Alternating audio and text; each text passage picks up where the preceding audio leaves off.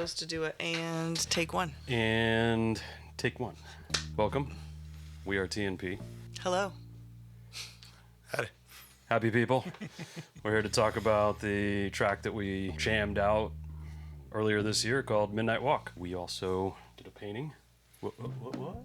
Painting over there. Each of us painted a cube and then left the fourth one blank for the text. So, down the line, talk about your cube. My cube. I think the original title was Midnight Walk on the east side of Oakland. Something like that. Yeah. Yeah. Well, if you go to the furthest part of Oakland eastbound, there's actually a really amazing observatory. And my cube is kind of a representation of that. Basically what we're missing at night because we have too much light pollution. So I want to represent the universe and the stars because it's one of my favorite things to see when I go for my midnight strolls. Right? Tough to find that around here. Yeah. Where it's clear enough. Yeah.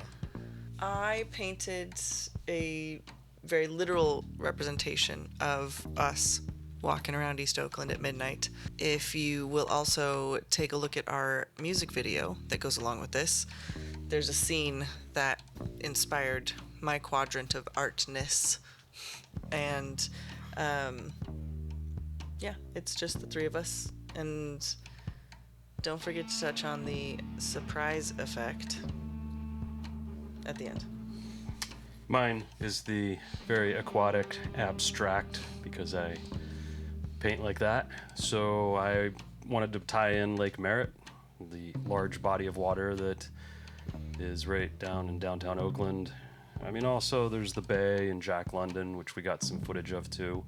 So we had a couple of spots where we were around water, so I wanted to make sure that that was represented in some way, shape, or form. And it's an artistic expression of the three of us, which I love.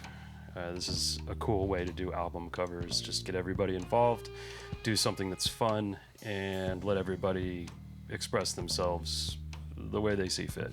And I think that's the best part about bands and music is the combination of creativity of all the people. Yeah, this was our first painting. As a group. As a group. Yeah. And I like the waterfall effect of our music art influencing and inspiring actual tangible art. Mm-hmm. That was a nice segue into something we've all dabbled in but hadn't done as a group. Yeah. Absolutely. Right? And we didn't want to use AI. Right? It's just so rampant right now. Yeah. Old school! Yeah, we can make our own album covers. Keeps us authentic. We have in the past, and we always will create our own arts. That's not going to go away. No. Can we edit cut? Yeah. Ting tang, what a bing bang. Pop pop. And edit cut too. Look! Flashlight. Magically. Chris, would you hit the lights? And ta-da! This beautiful painting is also glow-in-the-dark highlights. Nice little touches. They're probably not visible to the camera. But we had fun adding that extra little spiciness to it. Cool. Fun with paint and black lights. Yeah.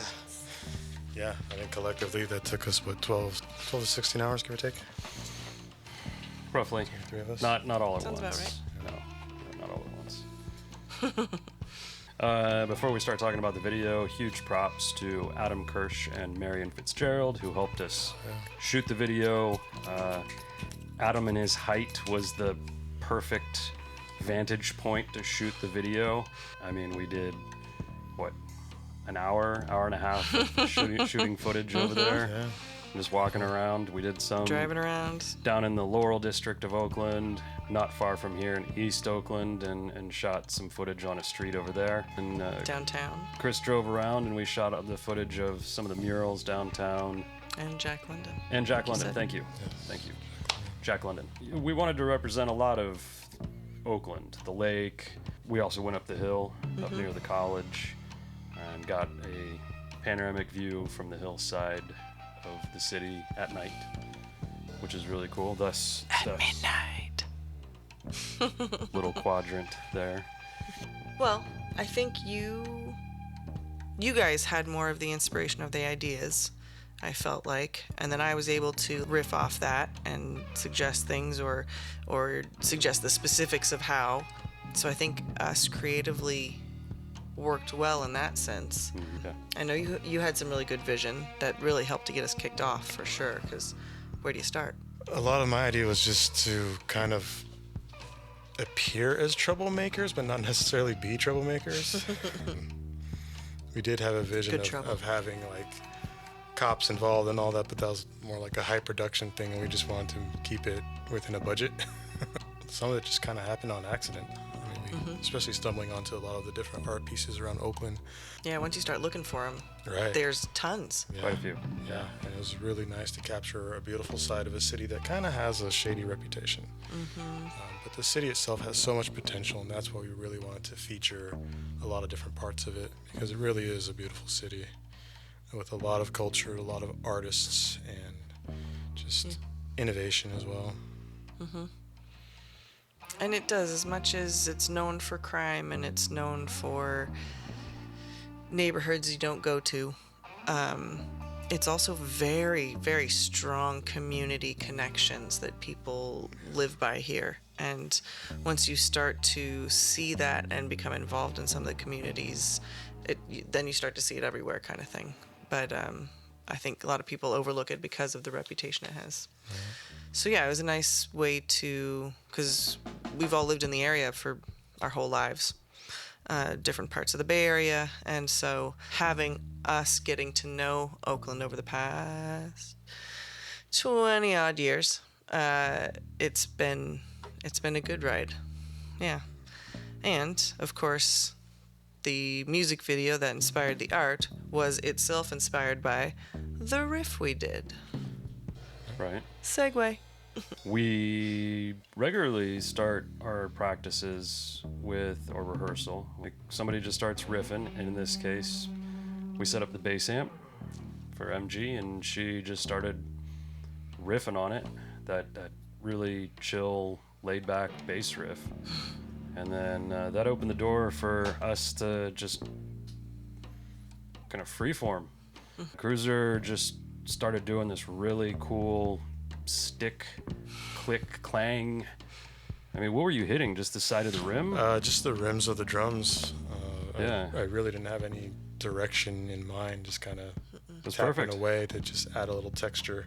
Oh, it was perfect. It was the tempo and the mood and the very staccato sounds going along with the long legato bass notes was a perfect fit. Juicy combo. And then I just tried to slide in right somewhere in between of staccato and legato and short, sharp notes, and then I let some notes ring out and try to bridge the gap between the two elements that were already there, the bass and the drums. It was really all extemporaneous. I mean, we have experience playing together for years, but... And writing songs. We'd never played that song before. Really off the cuff, true raw TNP. Yeah, which is the best part about it, is that it's so organic. And so was the music. The video was very organic. We had an idea from point to point. Figured it out on the fly. I mean, we shot a lot of extra footage. We didn't use all the footage we shot, but we used... A lot of it. Yeah, 3/4 or more of it. It is a long song. It's... Yeah, we actually ran out of... At one point, we did run out of footage. Like, we tried to decide, okay, what are we going to do with the ending? How can we make this like a very big climax? So thank you in advance for listening all the way and watching all the way to the end of the video and the song. The end is my favorite part. Yeah. Call that an Easter egg, I guess. And a jam of that nature that came together so well that all three of us kept leading the others around to try and experiment new things. It was cool. Became a journey. And that's typically how we go about writing our songs, is we want to create a journey of some sort. Even if it's a fast song, like, it's just going to be like, we want to leave people like, holy crap, what the hell did I just hear? That was different, unique. Credit to both your skills, these two gentlemen. I'm normally the singer, and so not trained on bass playing, pluck by ear. I've only conquered one string at a time. But that's enough for these guys to make a whole song about it. And, you know, your ability to, I mean, not just do the basics of drumming, but the way you lead your fellow musicians into the next segment, and you create those little segues, sometimes subtle, sometimes a crescendo, but you just do it so well, and it makes it so easy to then be able to stay with the song and stay with the changes. You also know how to leave space. You guys don't mind that I pick up a different instrument and start effing around on it. I know even our rehearsals, we may try playing a song in a different style, like Seduce. Yeah, we've done that. We started one way with that song, and then we actually jammed a very, what did we call it, the Quentin Tarantino remix. Right. Now we have the most recent version that you reposted the other day of us playing it all punk style. Right, yeah. I'm gonna revamp that one, take all the logo stuff out, and have like a nice, just cleaner copy of it. Nice. Okay. So we have other videos up. Be sure to check that out, definitely. And, you know, hit all the buttons that you need to hit, whatever they are. Yeah, you know. I really wish we could replace the thumbs up with a, you know, Right, horns yeah. up. Yeah, me too. You could customize that. Get on the ball. Well, circling back to something you said, though, we definitely do tend to break a lot of the rules. Like, we've listened to rock enough and we've played rock enough that's like we know how a format works. But we don't subscribe to the formats.